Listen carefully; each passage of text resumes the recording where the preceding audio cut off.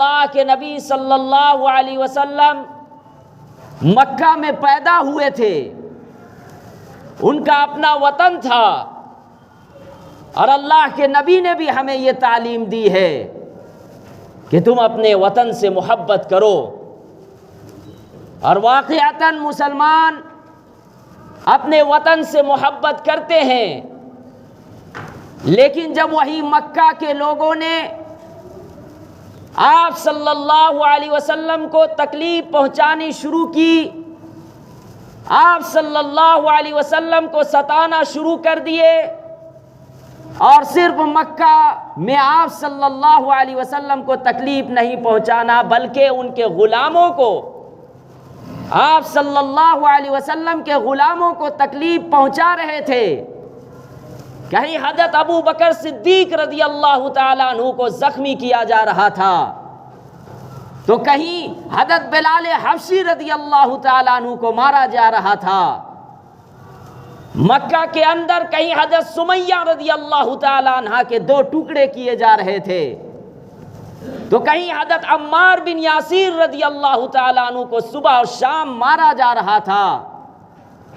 تو اس کے بعد اللہ تبارک و تعالیٰ نے ہمارے نبی صلی اللہ علیہ وسلم کو ہجرت فرمانے کا حکم دیا۔ اللہ تعالیٰ نے ہمارے نبی صلی اللہ علیہ وسلم کو حکم دیا کہ اب مکہ چھوڑ کر مدینہ چلے جائیے۔ اس وقت اللہ کے نبی صلی اللہ علیہ وسلم بیت اللہ شریف پہنچتے ہیں، اور بیت اللہ شریف کیوں حاضر ہوتے ہیں؟ اس وجہ سے کہ میں مکہ چھوڑ کر جا رہا ہوں، اور مکہ چھوڑنے سے پہلے اللہ کے نبی صلی اللہ علیہ وسلم مکہ کو محبت بھری نظروں سے دیکھتے ہیں۔ اللہ کے نبی صلی اللہ علیہ وسلم کی آنکھوں سے آنسو جاری ہو جاتے ہیں، اور اس کے بعد بیت اللہ شریف کے قریب پہنچتے ہیں، اور اللہ کے نبی صلی اللہ علیہ وسلم جب پہنچتے ہیں تو بیت اللہ شریف کا دروازہ بند تھا۔ اللہ کے نبی صلی اللہ علیہ وسلم حضرت عثمان بن طلحہ رضی اللہ تعالیٰ عنہ سے چابی مانگتے ہیں کہ بیت اللہ شریف کا دروازہ بند ہے، مجھے چابی دے دو، مجھے 2 رکعت نماز پڑھنے کی اجازت دے دو۔ لیکن عثمان بن طلحہ رضی اللہ تعالیٰ عنہ کیا جواب دیتے ہیں؟ عثمان بن طلحہ رضی اللہ تعالیٰ عنہ جواب دیتے ہیں کہ سن لیجئے کہ اس وقت جو مکہ میں حکمراں ہے، اگر اس حکمراں کا بچہ اگر یہاں آ جائے اور وہ چابی مانگے تو میں اس بچہ کو چابی دینا گوارا کروں گا، میں اس بچہ کو چابی دینا پسند کروں گا، لیکن آپ کو نہیں دوں گا۔ اس وقت تک عثمان بن طلحہ رضی اللہ تعالیٰ عنہ ایمان نہیں لائے تھے۔ اللہ کے نبی صلی اللہ علیہ وسلم نے بڑی ہمت سے، صبر سے حضرت عثمان بن طلحہ رضی اللہ تعالیٰ عنہ کو جواب دیتے ہیں، عثمان آج تم مجھے چابی نہیں دے رہے ہو، آج مجھے 2 رکعت نماز پڑھنے کی اجازت نہیں دے رہے ہو، انشاءاللہ ایک وقت ایسا آئے گا کہ تم خود اپنے ہاتھوں سے مجھے چابی دو گے۔ اس واقعہ کے بعد 10 سال کے بعد اللہ کے نبی صلی اللہ علیہ وسلم اپنے پورے لشکر کے ساتھ، اپنی پوری جماعت کے ساتھ بیت اللہ شریف مکہ میں داخل ہوتے ہیں، اور مکہ فتح ہو جاتا ہے۔ اللہ کے نبی صلی اللہ علیہ وسلم کو اور ان کے اصحاب کو، ان کے ساتھیوں کو کامیابی حاصل ہوتی ہے۔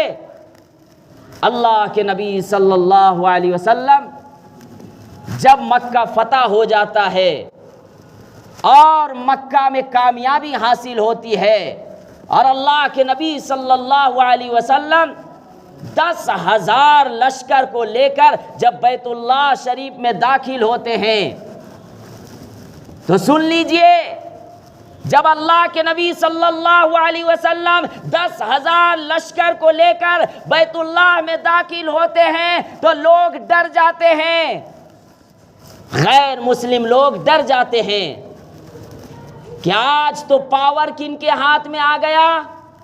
اللہ کے نبی صلی اللہ علیہ وسلم کے ہاتھ میں آ گیا۔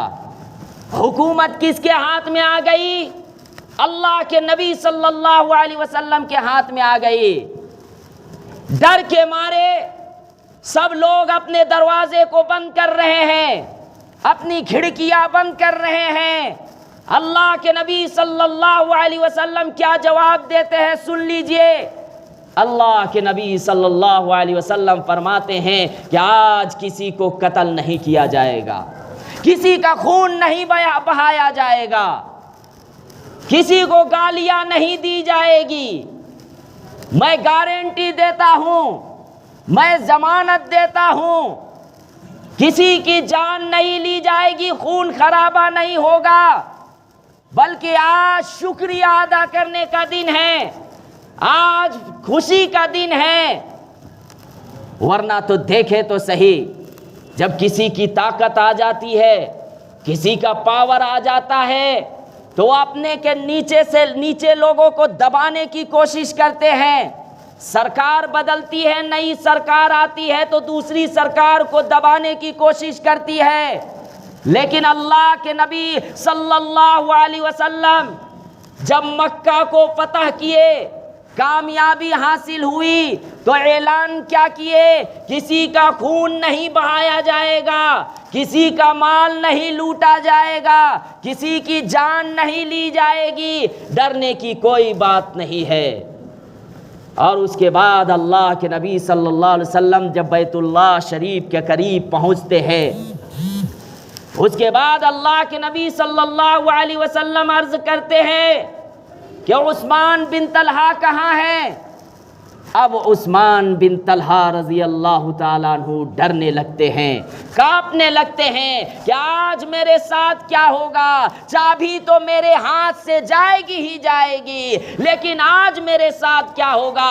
آج ہو سکتا ہے کہ میری گردن بھی چلی جائے۔ کیوں؟ اس لیے کہ اللہ کے نبی صلی اللہ علیہ وسلم کے ہاتھ میں حکومت آ گئی ہے۔ لیکن حضرت عثمان بن طلحہ رضی اللہ تعالیٰ عنہ جب ڈرتے ہوئے کانپتے ہوئے اللہ کے نبی صلی اللہ علیہ وسلم کے پاس حاضر ہوتے ہیں تو اللہ کے نبی صلی اللہ علیہ وسلم عثمان بن طلحہ کو تانا نہیں دیتے ہیں، عثمان بن طلحہ کو گالیاں نہیں دیتے ہیں، بلکہ حضرت عثمان بن طلحہ رضی اللہ تعالیٰ عنہ سے چابی لیتے ہیں، اور چابی لینے کے بعد بیت اللہ شریف کے دروازے کو کھولتے ہیں، اور اس کے بعد 2 رکعت نماز پڑھتے ہیں، اور نماز ادا کرنے کے بعد پھر اللہ کے نبی صلی اللہ علیہ وسلم عثمان بن طلحہ کو بلاتے ہیں اور کہتے ہیں کہ یہ چابی لو اور سن لو، قیامت تک تمہاری نسل کے پاس یہ چابی رہے گی۔ حضرت عثمان بن طلحہ رضی اللہ تعالیٰ عنہ فرماتے ہیں کہ وہ چابی میرے پاس واپس نہیں آئی، لیکن کلمہ لا الہ الا اللہ محمد الرسول اللہ میرے پاس آیا کہ دیکھے تو صحیح کہ اللہ کے نبی صلی اللہ علیہ وسلم کے پاس آج پاور آ گیا ہے، آج حکومت آ گئی ہے، لیکن اللہ کے نبی صلی اللہ علیہ وسلم نے نہ تو ہمیں گالیاں دی، نہ تو ہمیں مارا، نہ تو ہمیں تانا دیا، بلکہ اللہ کے نبی صلی اللہ علیہ وسلم نے حضرت عثمان بن طلحہ کو چابی دے دی بیت اللہ شریف کا، اور یہ ارشاد فرمایا کہ یہ چابی قیامت تک تمہاری نسلوں کے پاس رہے گی۔ اس کے بعد حضرت عثمان بن طلحہ رضی اللہ تعالی عنہ ایمان لے لاتے ہیں۔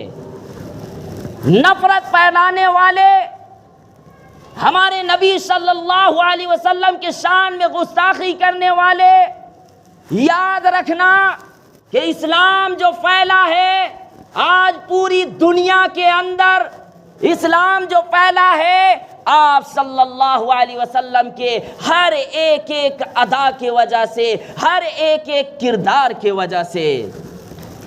اچھا، اگر کوئی استاذ اپنے شاگرد کی تعریف کرے تو یہ کوئی کمال کی بات نہیں ہے۔ اگر کوئی باپ اپنے بیٹے کی تعریف کرے تو یہ کوئی کمال کی بات نہیں ہے، اگر کوئی بھائی اپنے سگا بھائی کی تعریف کرے تو یہ کوئی کمال کی بات نہیں ہے، اگر کوئی دوست اپنے دوست کی تعریف کرے تو یہ کوئی کمال کی بات نہیں ہے، لیکن اگر کوئی دشمن ہو جو ایمان سے تعلق نہ رکھتا ہو، اگر کوئی غیر ایمان ہمارے غیر مسلم بھائی اگر تعریف کرے تو یاد رکھیے دشمن ہم اس کو نہیں بولتے، دشمن ہم اس کو نہیں بولتے، دشمن ہم صرف چند لوگوں کو جو نفرت پھیلاتے ہیں ان کو گنڈا بولتے اور بولتے رہیں گے۔ نفرت پھیلانا ہمارے نبی صلی اللہ علیہ وسلم نے نہیں سکھایا اور ہم بھی نہیں سکھاتے، لیکن جو غلط کہتے ہیں اس کا جواب دینا ہے، جواب نہیں دو گے تو آگے چل کے نقصان ہوگا۔ امریکہ کے رہنے والے مائیکل ہارٹ جنہوں نے ایک کتاب لکھی ہے جس کا نام ہے D100، یہ D100 ہے کیا؟ اور یہ عیسائی مذہب سے تعلق رکھتے ہیں مائیکل ہارٹ، مسلمان نہیں ہے۔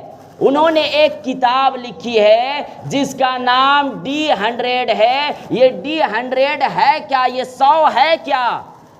تو مائیکل ہارٹ کہتے ہیں کہ پوری تاریخ انسانیت میں جب سے انسانوں کی تاریخ محفوظ ہے، پوری تاریخ انسانیت میں 100 لوگوں کو 100 لوگوں کو منتخب کیا گیا، چوائس کیا گیا اور اس کے بعد یہ کتاب لکھی گئی ہے۔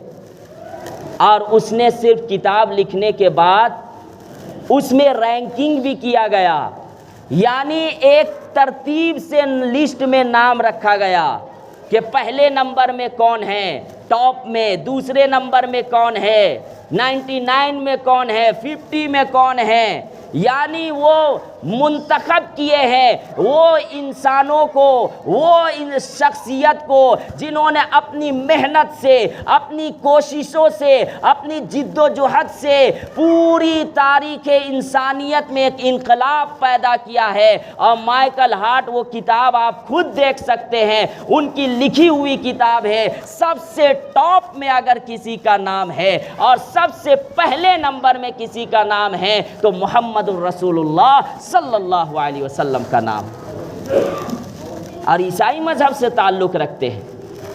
کسی نے پوچھا کہ آخر آپ محمد الرسول اللہ صلی اللہ علیہ وسلم کو پہلے نمبر پر کیوں رکھے ہیں؟ تو مائیکل ہارٹ نے جواب دیا، اس وجہ سے کہ یہ مذہب میں تو محنت کیے ہی ہیں، لیکن اس کے ساتھ ساتھ ان کا جو کردار تھا، ان کا جو اخلاق، یہ بے انتہا اور بے مثال، یعنی ان کی کوئی مثال نہیں ہے۔ اب محمد الرسول اللہ صلی اللہ علیہ وسلم جب دنیا میں آئے تو انسانوں کو انسانوں کی فضیلت ملی اور انسانوں کو مقام و مرتبہ ملا۔ کالے گورے کا اور امیر غریب کا فرق کو اللہ کے نبی نے ختم کر دیا۔ اونچ نیچ یہ سب اللہ کے نبی صلی اللہ علیہ وسلم جب تشریف لائے تو ختم کر دیا گیا۔ اس وجہ سے سب سے ٹاپ میں نے محمد رسول اللہ صلی اللہ علیہ وسلم کے نام کو رکھا ہے۔ اس سے بہتر آدمی کوئی نہیں ہے۔ دیکھیں تو صحیح، ایک غیر مسلم بھائی شہادت دے رہے ہیں محمد صلی اللہ علیہ وسلم کے بارے میں، تو میں یہ تذکرہ کر رہا تھا کہ بیت اللہ شریف فتح ہو گیا، کامیابی حاصل ہو گئی، اللہ کے نبی صلی اللہ علیہ وسلم کسی کا خون نہیں بہائے، اور حضرت عثمان بن طلحہ رضی اللہ تعالیٰ عنہ کو اپنے ہاتھوں سے چابی دے دیتے ہیں اور کیا عرض کرتے ہیں کہ قیامت تک تمہاری نسلوں کے پاس یہ چابی رہے گی۔ اور مکہ فتح ہونے کے بعد ایک اور عجیب و غریب واقعہ پیش آتا ہے۔ اب دیکھیے، مکہ فتح ہو گیا، بڑے بڑے صحابہ کرام رضوان اللہ تعالی علیہم اجمعین موجود ہے، حضرت ابو بکر صدیق رضی اللہ تعالیٰ عنہ موجود ہے، حضرت عمر رضی اللہ تعالیٰ عنہ موجود ہے، حضرت عثمان غنی رضی اللہ تعالیٰ عنہ موجود ہے۔ یوں سمجھیے کہ خلفائے راشدین کے علاوہ بڑے بڑے صحابہ کرام موجود ہیں، لیکن جب مکہ فتح ہوا اللہ کے نبی صلی اللہ علیہ وسلم نے اعلان کیا کہ میرے بلال کہاں ہیں، میرے بلال کہاں ہیں، اور لوگوں کو یاد نہیں کیے۔ کون؟ بلال حبشی رضی اللہ تعالیٰ عنہ جو ایک غلام ہے۔ کون؟ بلال حبشی رضی اللہ تعالیٰ عنہ جن کے ہونٹ موٹے موٹے ہیں۔ کون؟ بلال حبشی رضی اللہ تعالیٰ عنہ جو غریب ہے، مالدار نہیں ہے۔ اللہ کے نبی صلی اللہ علیہ وسلم نے حضرت بلال حبشی رضی اللہ تعالیٰ عنہ کو بلایا، اور اس کے بعد بلال حبشی رضی اللہ تعالیٰ عنہ سوچنے لگے دل ہی دل میں کہ آخر مجھے کیوں بلایا جا رہا ہے، آخر مجھے کیوں بلایا جا رہا ہے۔ اس وقت تو بڑے بڑے صحابہ کرام موجود ہیں، حضرت ابو بکر صدیق رضی اللہ تعالیٰ عنہ، اللہ اکبر، جو سفر اور حضر میں اللہ کے نبی صلی اللہ علیہ وسلم کے ساتھ رہنے والے، جو ابو بکر رضی اللہ تعالیٰ عنہ اللہ کے نبی صلی اللہ علیہ وسلم کے بعد اگر کسی کا مرتبہ آتا ہے انسانوں میں، اللہ کے نبی کے بعد صحابہ میں، تو حضرت ابو بکر صدیق رضی اللہ تعالیٰ عنہ کا مرتبہ آتا ہے۔ لیکن حضرت عمر رضی اللہ تعالیٰ عنہ آدھی دنیا سے زیادہ میں حکومت کرنے والے، جس راستے سے گزرتے تھے شیطان بھاگ جاتا تھا، اللہ کے نبی نے ان کو یاد نہیں کیا۔ حضرت عثمان غنی رضی اللہ تعالیٰ عنہ، دو لڑکیاں آپ صلی اللہ علیہ وسلم کی حضرت عثمان غنی کو دیا گیا نکاح میں۔ حضرت علی رضی اللہ تعالیٰ عنہ جن کو شیر خدا کا لقب دیا جاتا ہے، فاطمۃ الزہرا رضی اللہ تعالیٰ عنہا جو جنت میں عورتوں کی سردار ہوں گی، اللہ کے نبی صلی اللہ علیہ وسلم کی لاڈلی بیٹی حضرت علی کے نکاح میں گئی۔ ان لوگوں کو درکنار کیا گیا، اور کن کو بلایا گیا؟ حضرت بلال حبشی رضی اللہ تعالیٰ عنہ کو۔ حضرت بلال حبشی رضی اللہ تعالیٰ عنہ حاضر ہوتے ہیں، اللہ کے نبی صلی اللہ علیہ وسلم عرض کرتے ہیں کہ بلال، میرے بلال، تم بیت اللہ کے چھت پر چڑھ جاؤ اور اذان دو۔ کیا دو؟ اذان دو۔ اللہ اکبر۔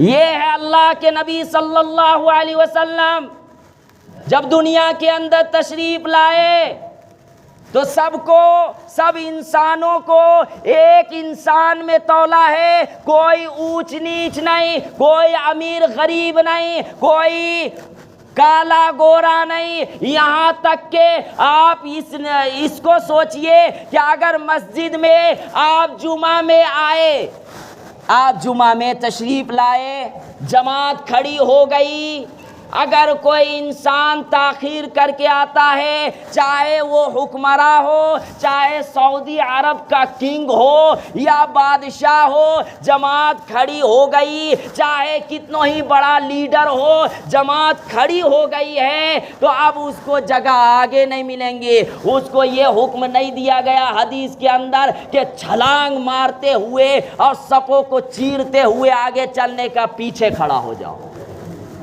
بادشاہ اپنی جگہ میں ہو، جماعت کھڑی ہو گئی، مسجد کے اندر کوئی بادشاہ نہیں، کوئی حکمراں نہیں، کوئی امیر غریب نہیں، مسجد اللہ کا گھر ہے، اور اللہ کے گھر میں سب برابر ہے۔ اسی لیے کہا جاتا ہے صفے درست کر لیجئے، کاندھا سے کاندھا ملا لیجئے۔ صفے درست کرنے کا حکم کس نے دیا؟ ہم نے نہیں، اللہ کے نبی صلی اللہ علیہ وسلم۔ اب ہم یہ سوچیں گے کہ نہیں مسجد کے اندر بھی یہ کالا آدمی کہاں سے آ گیا، یہ غریب آدمی کہاں سے آ گیا، یہ پھٹا پرانا آدمی میرے بغل میں، نہیں چلے گا۔ مسجد کے اندر یہ سب چیزیں نہیں ہونی چاہیے۔ اگر مسجد میں بھی اپنا ذہن گندا رکھیں گے تو پھر اللہ کے بارگاہ میں آپ کی نماز قبول نہیں ہوگی۔ تو اب دیکھیے میں کیا عرض کر رہا ہوں کہ اگر بڑے سے بڑے لیڈر، بڑے سے بڑا حکمراں ہو، اگر جماعت کھڑی ہو گئی اور وہ تاخیر کر کے آتا ہے، جگہ پیچھے ملیں گی، اور اگر کوئی سپورٹ میں کھڑا ہوتا ہے وہ غدار انسان ہے۔ بھائی جماعت کھڑی ہو گئی، پیچھے کھڑا ہو جائیے، صفے درست کر لیے، ایک مرتبہ صفے درست ہو جائے، اب جو بھی آ رہے ہیں وہ پیچھے کھڑا ہوں گے نا۔ اب اگر اور تھوڑی تاخیر میں آتا ہے تو کہا گیا کہ اور پیچھے کھڑے ہو جاؤ، پھر اگر اور تاخیر میں آئے تو کہا گیا جہاں پہ چپل کے قریب آپ کھڑے ہو جائیے، بالکل پیچھے، آگے آپ نہیں بڑھ سکتے۔ تو کالے اور گورے، اونچ نیچ، اللہ کے نبی نے سب چیزوں کو ختم کر دیا۔ حضرت بلال حبشی رضی اللہ تعالیٰ عنہ کو بیت اللہ فتح کرنے کے بعد یہ کہتے ہیں کہ جاؤ بیت اللہ کے چھت پر اور اس کے بعد اذان دو۔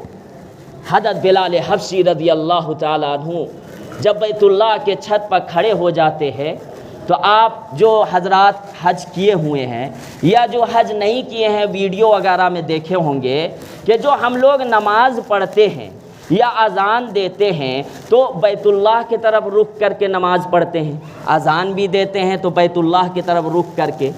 اب حضرت بلال حبشی رضی اللہ تعالیٰ عنہ کو یہ حکم دیا کہ آپ بیت اللہ کے چھت پر کھڑے ہو کر اذان دیجئے، تو وہاں تو رخ نہیں ہو رہا ہے۔